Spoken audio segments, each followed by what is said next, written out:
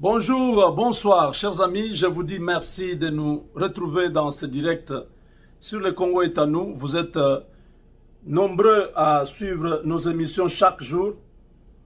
Voilà, je vous montre en direct. Là, nous sommes déjà en direct de notre session de formation des entrepreneurs. Celui que vous voyez là, c'est Gédéon, un des coachs que nous avons dans cette équipe. Un garçon qui fait un grand travail avec toute l'équipe qui est au Congo. Je vous salue. Je salue le coach Raphaël pour ce travail sur les entrepreneurs congolais, sur tous ceux qui veulent faire le business, qui veulent apprendre de nouvelles techniques, qui veulent enrichir leur vie de l'expérience que vous avez. Vraiment, que Dieu vous bénisse. Chers amis, allez nombreux, soyez nombreux à suivre cette formation. Allez, c'est gratuit. C'est gratuit. Nous avons vraiment besoin de tout le monde. Je sais qu'il y a beaucoup de gens qui ont besoin de participer, mais qui ne connaissent pas comment le faire. Voilà, le coach Raphaël est là, le millionnaire camerounais, il est là. J'ai seulement diminué le volume parce que il faut aller là-bas. Il commence déjà la formation. Donc, pour y accéder, vous avez le lien qui est là. Ce lien, c'est sur mes émissions. Chaque émission, je mets le lien. Allez sur le lien, ça va vous amener directement dans la session. Maintenant là, allez dans la session. Voilà, chers amis, je vous dis merci. Comme vous savez, quand Dieu est pour vous, qui sera contre vous? Le Congo est avec Dieu, qui sera contre le Congo? Tous les plans diaboliques, tous les plans dans le monde des ténèbres, voués à l'échec, nous sommes en train de prier, nous sommes à la montagne. 40 jours de prière, nous terminons le 31 décembre. Ça chauffe là-bas et aucun démon de la Kabylie ne pourra réussir à faire tomber Félix Tshisekedi ou à faire tomber le peuple congolais. Nous avons gagné et la bataille n'est pas terminée. C'est pourquoi nous continuons à prier pour que Dieu nous donne totalement le contrôle. Quand Israël a pris le contrôle de Canaan, c'était pas terminé. C'était pas terminé. Il y avait encore les Cananéens qui étaient là, les géants qui étaient là. Il fallait faire face. Dieu avait mis ces gens-là pour que quand les Israélites ne puissent pas tomber dans la suffisance, dans la distraction. Il avait toujours mis l'ennemi à côté pour permettre à Israël de continuer à compter sur le Seigneur. Donc, même le Congo, tout ne va pas s'arrêter. Nous n'aurons pas une paix totale comme vous pensez. Il y aura toujours, quelque part, on vous dit non, il y a telle personne qui a fait ceci.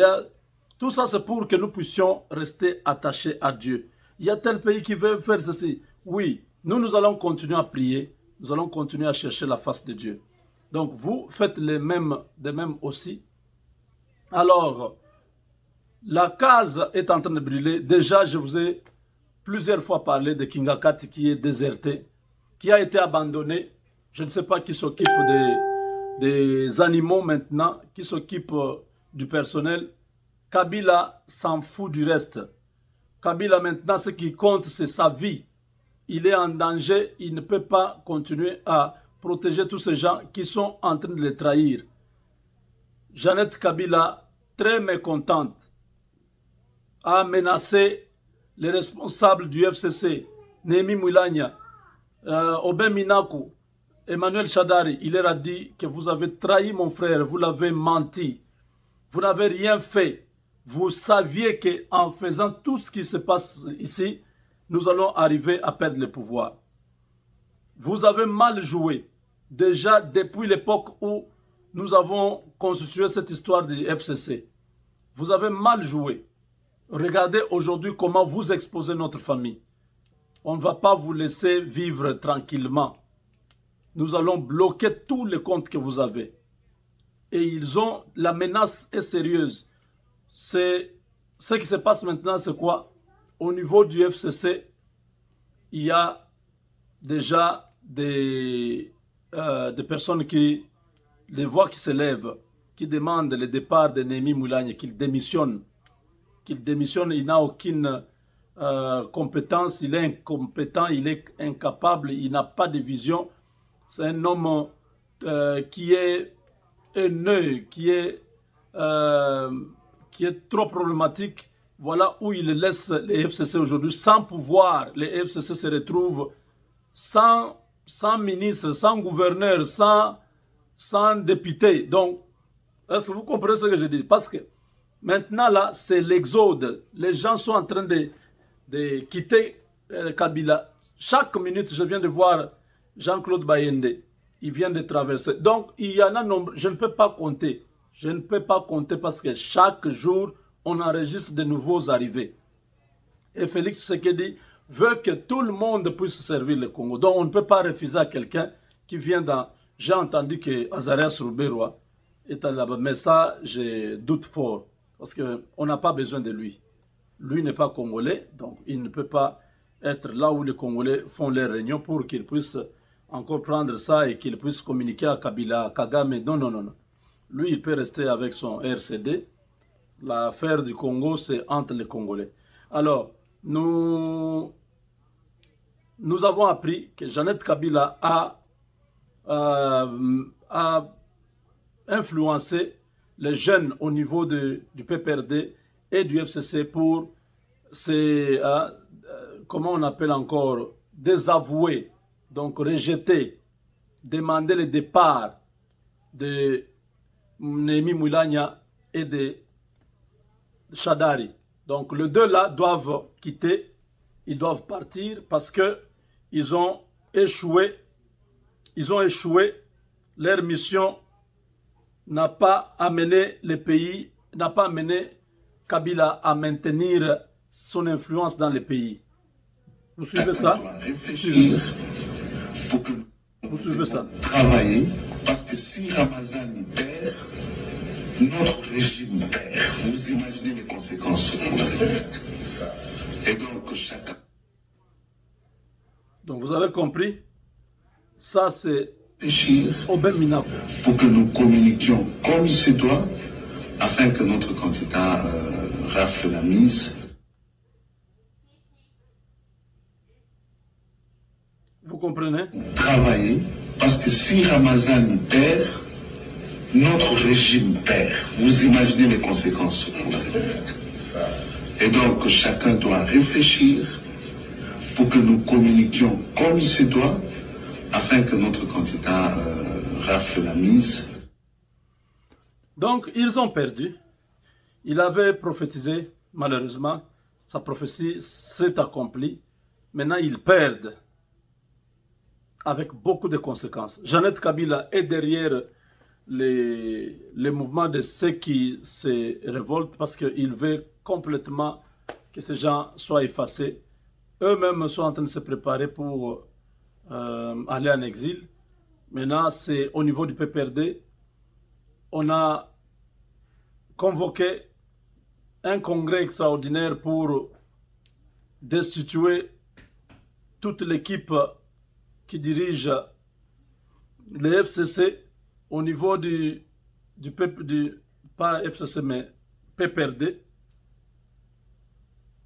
Le secrétaire permanent, c'est Ramazan Shadari Emmanuel, avec ce secrétaire adjoint et tout ça.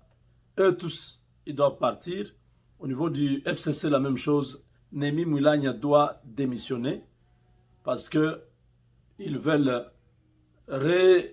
rénover les FCC, ils veulent rénover les PPRD. Ils sont officiellement dans l'opposition maintenant. Ils ont besoin de nouveaux dirigeants qui peuvent leur donner la possibilité de donner une autre image.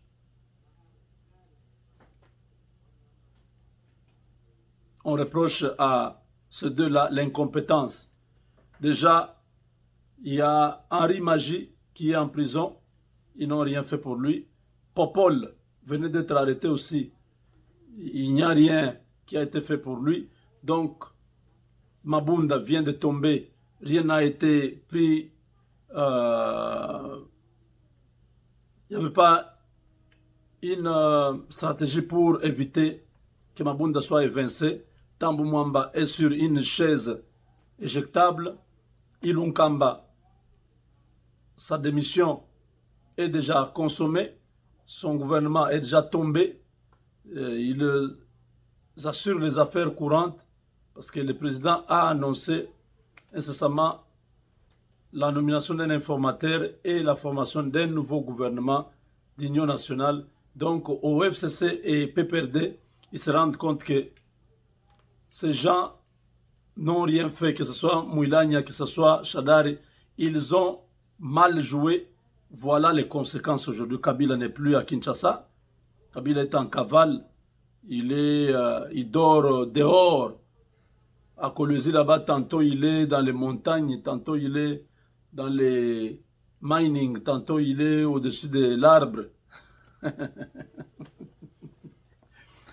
Kabila.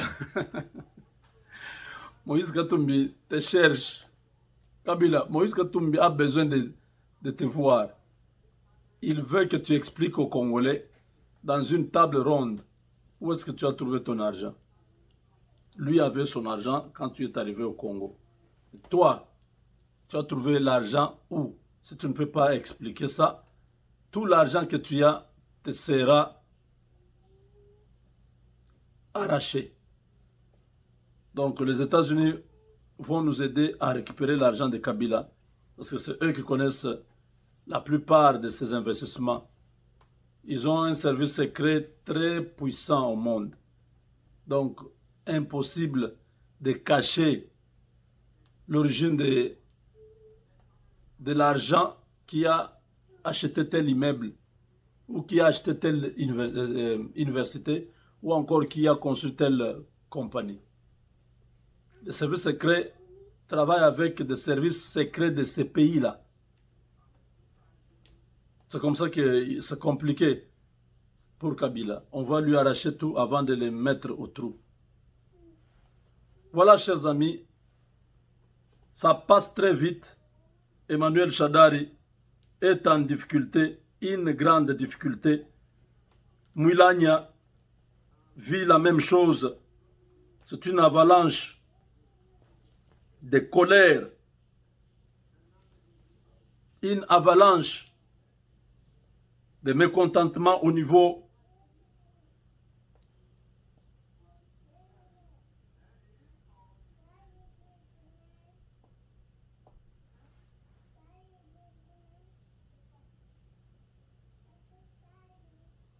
au niveau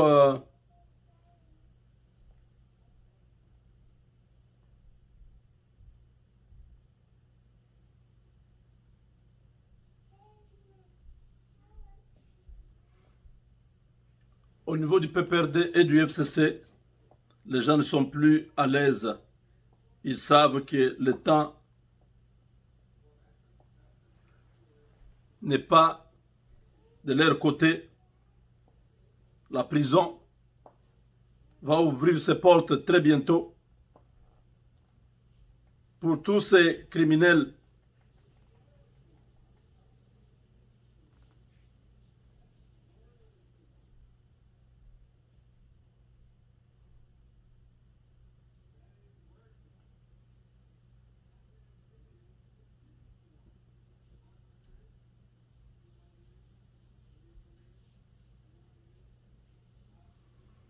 Oui, ça, je vous avais déjà dit. Quelqu'un m'a envoyé encore. Hein? Je vais quand même vous... J'ai parlé de ça il y a, je crois, 2 jours. Hein? On dit... qui pouvait croire? Toutes les fois que Kabila avait raté son voyage au Katanga, c'est parce qu'il refusait de signer l'acte d'engagement. Et cet acte voulu par les Américains, Kabila doit s'abstenir à faire la politique, à rencontrer les personnes qui sont en mesure de faire la rébellion et d'accepter qu'il sera accompagné de services secrets américains pour rassurer du reste de l'engagement. Toutes les fois, Kabila avait refusé et c'est pourquoi l'autorisation lui a été interdite. Les choses ont changé la nuit où Mabunda a été destitué. C'est alors que Kabila a accepté de signer l'acte d'engagement en présence du conseiller en matière de sécurité du chef de l'État et des services secrets américains. Comme il est là, tout ce geste est fait et appel et les invités sont connus en temps réel. Il venait de causer avec un candidat aux élections présidentielles de la Zambie pour soutenir sa campagne. Malheureusement, le candidat en question vient d'être arrêté. Bon, ça, c'est quelqu'un qui a répété une de mes émissions. C'est bien quand même parce que ce n'est pas tout le monde qui a les mégas pour suivre ce que je fais ici. Les gens qui ont un peu de moyens, ils suivent les vidéos. Mais ceux qui n'ont pas de moyens, des textes comme ça, ça leur permet d'avoir aussi l'information. Donc voilà, j'acclame, mon frère, vous qui faites comme ça, vous aidez Moubenga à atteindre le grand nombre de Congolais avec la même information. Donc il a exactement, mot sur mot, traduit notre vidéo en écrit. Donc voilà, chers amis, nous pensons que vous avez compris, la crise ne fait que commencer. Ceux qui ont accepté de rejoindre Tshisekedi sont dans l'arche de Noé, ils sont épargnés. Mais ceux qui vont refuser, qui vont rester en dehors de l'arche, la pluie commence. Shadari, Moulania, ce sont les premiers qui vont se noyer. C'est vrai, les autres qui vont résister là, ils vont encore chercher à monter sur les arbres, tout ça. Mais après, finalement, tous les arbres seront dans l'eau. Parce que tout l'héritage de la Kabylie, il faut effacer ça du Congo.